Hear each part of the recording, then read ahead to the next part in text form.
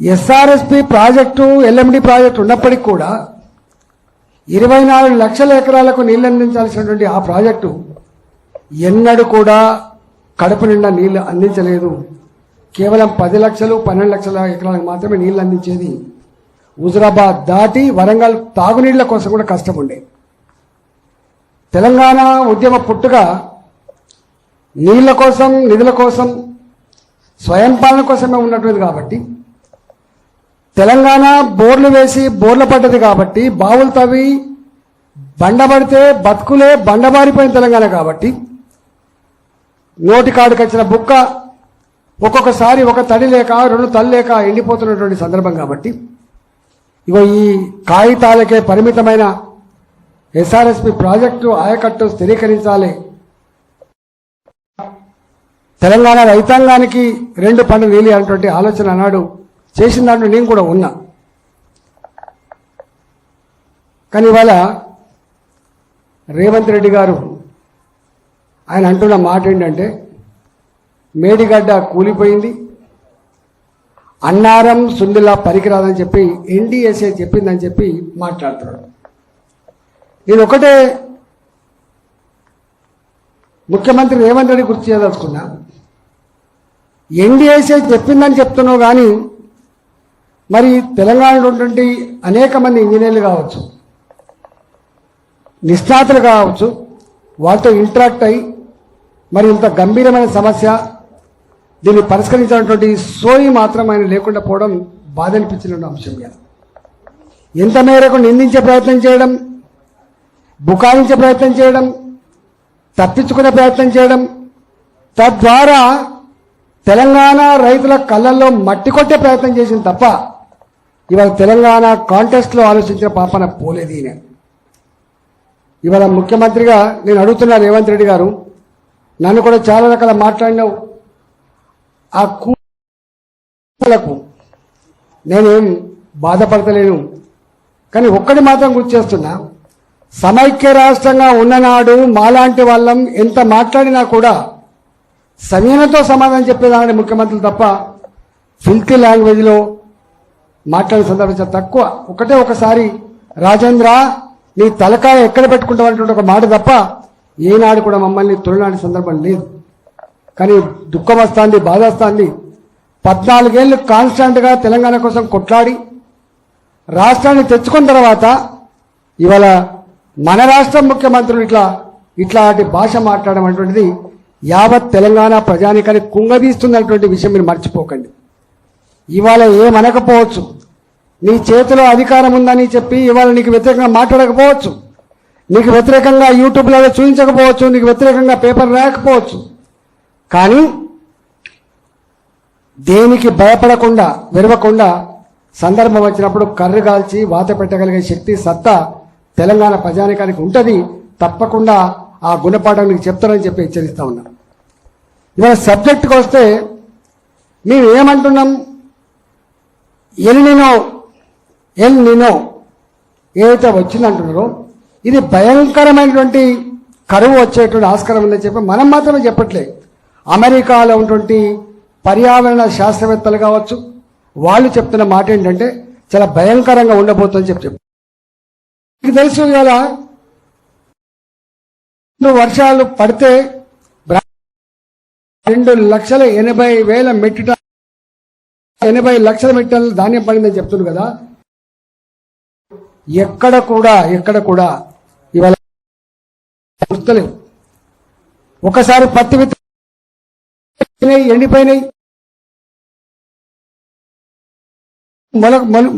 మొలవాలని చెప్పి నువ్వు మాట్లాడతలేవు. నువ్వు మేము అన్నది ఆ మాట విని చెలించి పెట్టి ముఖ్యమంత్రి గారు అన్నాం, రాజకీయ గారు బ్రాడ్గా ఉండాలి. మీరు ముఖ్యమంత్రి, మీరు వాళ్ళ మీద వీళ్ళ మీద నెపం నెట్టి తప్పించుకునే ప్రయత్నం చేయకు. మీరు బోన్లు నిలబెడతా అనుకున్నదేమో కొద్ది మందిని, కానీ నువ్వు బోన్లు నిలబెడుతున్నది మాత్రం తెలంగాణ రైతాంగం నిలబెడతా ఉన్నావు, రేపు హైదరాబాద్ ప్రజానికాన్ని నిలబెడుతున్నావు అని చెప్పి నేను మాట్లాడినా. ఇవాళ ఎల్లంపల్లి ప్రాజెక్ట్ ఏదైతే ఉందో, ఈ లక్ష్మీ బరాజ్ అన్నారం సుందిళ్ళ నుంచి వెళ్ళి అక్కడికి ఎత్తిపోస్తే ఒక 6 టీఎంసీల నీళ్లు రేపు ఎన్టీపీసీ కావాలి. ఒక 5 టీఎంసీల నీళ్లు సింగరేణి ఆధ్వర్యంలో నడుస్తున్నటువంటి జెన్కో స్టేషన్ కావాలి. ఒక 4 నుంచి వెళ్ళి 5 టీఎంసీలు లోకల్ డ్రింకింగ్ వాటర్ కోసం కావాలి. 10 టీఎంసీల నీళ్లు ఇవాళ కేవలం హైదరాబాద్ డ్రింకింగ్ కోసమే రావాలి. మీరు ఎక్కడైతే ఎంపీగా పనిచేసిందో మల్కాయిలో నేను ఇక్కడ ఎంపీగా ఉన్నా. రోజు రోజుకు 3 రోజులకోసారి నీళ్ళు వస్తలేవు, 4 రోజులకోసారి నీళ్ళు వస్తలేవు, 5 రోజులకోసారి నీళ్ళు వస్తలేవని చెప్పి బోర్లు వేయాలని చెప్పి డిమాండ్ వస్తున్న విషయాన్ని ఇక్కడ ప్రత్యేకంగా చూస్తున్నా. కాబట్టి నేను సూచన ఏం చేసినంటే ఈ లక్ష్మీ బరాజ్ ఇప్పుడు మరమ్మతులు అయితే లేదా పక్కకు పెట్టు, కానీ కన్నెపల్లి పంప్ హౌస్ దగ్గర అది లో లెవెల్లో ఉంటుంది కాబట్టి వాటర్ పోతున్నట్టుగా మనకు రికార్డులు వార్తలు వస్తూ ఉన్నాయి. కాబట్టి ఒకవేళ నిజంగానే 1,00,000 కుసకుల నీళ్ళు కనుక పోతే 98-99 మీటర్ల ఎత్తుందని చెప్పి అంటున్నారు. కాబట్టి రిటైర్డ్ ఇంజనీర్లు వాళ్ళకు ఉత్తరం కూడా రాసింది. కాబట్టి మీరు దయచేసి ఎత్తిపోయండి అని చెప్పినాం. రెండో మాట, ఇవాళ అన్నారం కానీ సుందిళ్ళ కానీ ఎక్కడ కూడా ఇవాళ పిల్లలు కుంగిపోయినట్టు కానీ చిన్న చిన్న బుంగలు పడితే పడవచ్చు. ఇప్పుడు చెర్లకు కుంటలకు బుంగలు పడతాయి. ఆ బుంగలకు అప్పుడప్పుడు ఇసుక బస్త తీసుకుపోయి తొక్కి, లేకపోతే చెత్తను తీసుకుపోయి తొక్కి ఆ బుంగలు ఆపుకునే కల్చర్ ఉంటుంది తెలంగాణలో. ఇక్కడ కూడా నిజంగానే బుంగలు ఉంటే మనం రెక్టిఫై చేసుకోవచ్చు. కానీ ఎన్డీఎస్ఏ రిపోర్ట్ ప్రకారంగా 2024లో మరి కాంట్రాక్టర్తో చేయించినరా మరి డిపార్ట్మెంట్ చేసిన తెలియదు, కానీ గ్రౌటింగ్ కూడా చేసినట్ట. గ్రౌటింగ్ అంటే అర్థం ఏంటిది?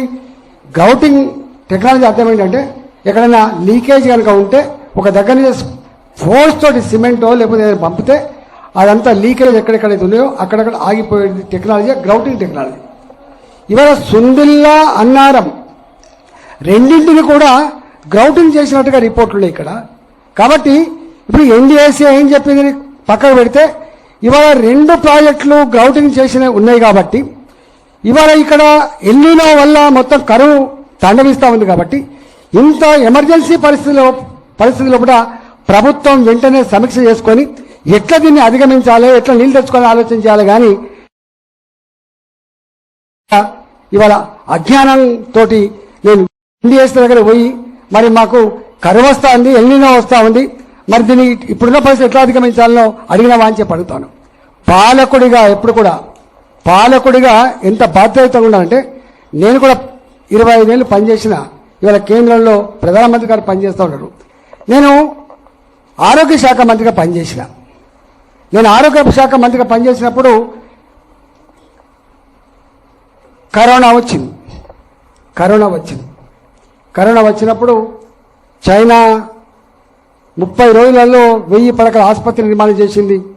మొత్తం ఇట్లా ట్యాకిల్ చేస్తుంది. ఇవాళ అమెరికా, బ్రిటన్ అనేక దేశాలలో వాళ్ళ దేశ అధినేతలే కన్నీళ్లు పెడతా ఉన్నారు. భారతదేశంలో కనుక కరోనా వస్తే శవాల గుట్టలైతే అని చెప్పి పత్రికలలో టీవీలలో వచ్చింది. నేను అప్పుడు ఆరోగ్య మంత్రిని భయపడ్డాం. కానీ మోడీ గారు ఒక నాయకుడిగా ఆయన చేసిన గొప్ప పని ఏంటంటే దీనికి మందు లేదు, దీనికి మాకు లేదు.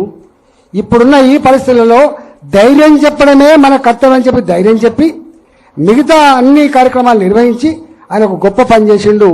వ్యాక్సిన్ కనుక రాకపోతే ప్రజల్లో విశ్వాసం రాదని అన్ని ప్రోటోకాల్స్ పక్కకు పెట్టి ఎమర్జెన్సీ ఉందని చెప్పి ఇప్పుడు ప్రైవేటు సంస్థలు రీసెర్చ్ చేసి ఇప్పుడు వ్యాక్సిన్ చేయాలంటే కష్టమవుతుందని చెప్పి ఇంత ఆర్థిక వ్యవస్థను తట్టుకోగలిగే కెపాసిటీ వాళ్ళకు ఉండదని భాజపా భారత ఆర్థిక వ్యవస్థ నుంచి డబ్బులు శాంక్షన్ చేసి ఇవాళ అనేక కంపెనీలకు డబ్బులు ఇచ్చి ఇవాళ వ్యాక్సిన్ మేఘాల మీద ప్రోటోకాల్స్ అని కూడా పక్కకు పెట్టి ఇవాళ వ్యాక్సిన్ తయారు చేయించిండ్రు. వ్యాక్సిన్ తయారు చేయించడమే కాదు, హైదరాబాద్ లాంటి ప్రాంతాలకి స్వయంగా ఆనాడు మోడీ గారే వచ్చి ఇవాళ ఆ వ్యాక్సిన్ ఎక్కడ తయారవుతుంది చూసిపోయింది. అంటే ప్రోటోకాల్స్ పాటించాలంటే పాటించరు. ఇప్పుడున్న ఈ పరిస్థితులలో యుద్ధ ప్రాతిపదికపైన ఉండాలి తప్ప ఇవాళ మరీ నార్మల్ పద్ధతిలో ఉన్నట్టు ఉండద్దని చెప్పే పని చేసింది. అంటే అర్థం ఏంటంటే రాజకీయ నాయకుడుగా ప్రజలకు ఆపదొచ్చినప్పుడు దేశాన్ని కాపాడుకునే రాజకీయ నాయకుడి విజ్ఞత కది. కానీ నీకేం విజ్ఞత ఉంది రేవంత్ రెడ్డి? నీకేం విజ్ఞత ఉంది? ఇవాళ దీంతో రాజకీయాలు చేసే ప్రయత్నం చేస్తున్నాను, ఇవాళ అందువల్ల నీకంత గొప్ప బ్రాడ్ ఆలోచన లేదు. కేంద్ర ప్రభుత్వం కానీ కేంద్ర ప్రభుత్వ పరిధిలో ఉన్నటువంటి ఎన్డీఎస్ఏ కానీ మీరు కనుక పోయి అయ్యా నా రాష్ట్రంలో ఇట్లా తీవ్రమైన పరిస్థితి ఉన్నది, నీళ్ళు కనుక ఎత్తిపోసుకోకపోతే నాకు రేపు కరెంటు బంద్ అయిపోయే ఆస్కారం ఉంది, రేపు సింగరేణి ఎలక్ట్రిసిటీ జనరేషన్ బంద్ అయిపోయే ఆస్కారం ఉంది, తాగే నీళ్ళు లేకుండా అని చెప్పి చెప్పుకునే ప్రయత్నం చేస్తే దాని నుంచి వాళ్ళు ఏమైనా ఒక రెమెడీ ఇచ్చి మీకు సపోర్ట్ చేస్తారు. కానీ నీవు ఆ ప్రయత్నం చేయలే. ఇవాళ పోయినావు, నేను చూసిన ఇవాళ మేము చెప్పినాం మొన్న దేవాదుల అక్కడ డ్యామ్ లేదు, అక్కడ బరాజు కూడా లేదు, కానీ ఒక కాలువ కొట్టి ఆ నీళ్ళు తీసుకొచ్చి మోటార్ల కాడ వేస్తే ఆ నీళ్లు పంప్ అవుతున్నాయి. దాదాపు 2500 2600 క్యూసెక్ల కెపాసిటీ వల్ల 7 మోటార్లు అక్కడ రన్ అవుతూ ఉంటాయి. అంటున్నా ఒకళ్ళు నిజంగానే కనుక ఈ నీళ్లు ఒకవేళ 97 మీటర్లు 96 మీటర్లు లేకపోయినప్పటికి కూడా ఒక టెన్షన్ కొట్టి కనీసం ఇడికి తీసుకొచ్చి లేదా ఒక కాపర్ డ్యామ్ మట్టి కన్నా ఇంత పోసి టెంపరీ 1 కోటి 2 కోటి రూపాయలు ఖర్చు పెట్టని చేసుకోవచ్చు. కానీ చేయకపోగా ఇవాళ సలహాలు ఇస్తున్న ఇంజనీర్లని వాళ్ళకు బెల్ట్తో కొట్టాలి, వాళ్ళ ట్రీట్మెంట్ ఇవ్వాలి, వాళ్ళ జైళ్ళలో పెట్టాలనేటువంటి నీ నీచమైన మాటలు ఇవాళ యావత్ తెలంగాణ సమాజం సిగ్గుతో తలదించుకుంటుంది. మా మీద మాట్లాడుతున్నాడు వేరు, కొవ్వు కరగదీయాలి, రక్తం చిలికి పంటలు పండిస్తా, ఇవన్నీ మాట్లాడడం వేరు. నాకు తెలిసి ఈ రాష్ట్ర చరిత్రలో ఇట్లాంటి భాష మాట్లాడిన ముఖ్యమంత్రి ఎవరు లేరు. అది నీకే దక్కుతుంది బాబు, అది నీకే దక్కుతుంది. తప్పకుండా దానికి మూల్యం చెల్లించక తప్పదు అని చెప్పి హెచ్చరిస్తా ఉన్నాం. నువ్వు బ్రహ్మాండంగా అధికారంలో ఉన్నావు కాబట్టి, ముఖ్యమంత్రి కుర్చీలో కూర్చున్నావు కాబట్టి ఇవన్నీ వంది మా గాథలు ఆహా ఓహో అంటుండొచ్చు కావచ్చు, కానీ రేపు అధికారాన్ని గుంజేస్తే, నీ అధికారమైన ఫీజుని పీకేస్తే నీ బతికేందో తెలిసేట్టు ఆస్కారం ఉంటుంది. కాబట్టి నేను ఒకటే ఇవాళ మీరు ఇలా పోయింది ఎక్కడికి దేవాలయంలో పోయిండు. మీరు దేవాలయంలో పోయిన వాళ్ళు పోండి, లక్ష్మీబాయి దగ్గరికి పోయినండి, అన్నారం సుందరి దగ్గరికి పోయినా ఎన్ని నీళ్లు స్టాక్ ఉన్నాయో మనకు శ్రీపాద ఎల్లంపల్లిలో వెంటనే మీరు ఇలా ఎన్డీఎస్ దగ్గరికి పోయినట్టుగా తెలుస్తూ ఉంది. తక్షణమే రాష్ట్ర ప్రభుత్వం ఎన్డీఎస్ని కన్సల్ట్ చేయాలి, ఇక్కడ ఉన్నటువంటి పరిస్థితులు వివరించాలి, దానికి తక్షణ రెమెడీ ఏందో చేయాలి. ఇవాళ నీళ్లు లిఫ్ట్ చేయాలి, ఇవాళ తెలంగాణ రైతాంగం యొక్క పంటలు కాపాడాలి. దానికంటే ముందు తాగే నీళ్లు, దానికంటే ముందు ఇవాళ జనరేషన్ స్టేషన్లకు నీళ్లు అందించేటువంటి గ్యారంటీ చేయాలని చెప్పి నేను డిమాండ్ చేస్తున్నా. మరొకసారి ఇవాళ ఇంజనీర్ల మీద చేసిన నీ కామెంట్స్ ఏవైతున్నాయో వాపస్ తీసుకోవడమే కాదు, బేషరతుగా క్షమాపణ చెప్పాలని చెప్పి డిమాండ్ చేస్తా ఉన్నా. రాజకీయాలు పక్కకు పెట్టి ఇవాళ తెలంగాణ రైతాంగాన్ని కాపాడే ప్రయత్నం చేయాలని చెప్పి నేను డిమాండ్ చేస్తున్నా. హైదరాబాద్, ఉత్తర తెలంగాణ జిల్లాల ప్రజానికానికి తాగునీళ్ళు ఇచ్చేటువంటి స్కీములు తక్షణమే మీరు నేనున్నా అని చెప్పి భరోసా ఇవ్వాలని చెప్పి నేను డిమాండ్ చేస్తాను. నా మీద గౌరవం ఉందా లేదా నిర్ణయించేది ఆయన కాదు. నా పట్ల ఏ గౌరవం ఉన్నానో తెలంగాణ ప్రజలకు ఉంటుంది. నేను 25 సంవత్సరాలు తెలంగాణ ఉద్యమ బిడ్డగా వాళ్ళ కళ్ళ ముందు ఈ స్థాయికి ఎదిగిన బిడ్డని నేను. మేము శవాలను మోసుకపోయినప్పుడు కూడా, తెలంగాణ ఉద్యమంలో అంత ఎమోషన్ స్పీచ్లు ఇచ్చినప్పుడు కూడా మా భాష ఇట్లా లేదు. మా సంస్కారం, మాకు సభ్యత మాకు తెలుసు. అందుకనే గాయపరచడం తేలిక. అయినా ఇంత బలంగా వేస్తున్నాయో, ఇలా మాటలు ఎంత గాయపరుస్తాయో, అవి రేపు ఎట్లా ఇంపాక్ట్ ఉంటుందో మేము తెలుసుకున్నాం. కాబట్టి సంస్కారహీనంగా ప్రవర్తించద్దు. నేను మళ్ళీ చెప్తున్నా, మా పట్ల తెలంగాణ సమాజంలో మా పట్ల ఏ భావన ఉన్నానో ఆ భావన ఖచ్చితంగా ఉంటుంది. వాళ్ళే అంటారు బిడ్డ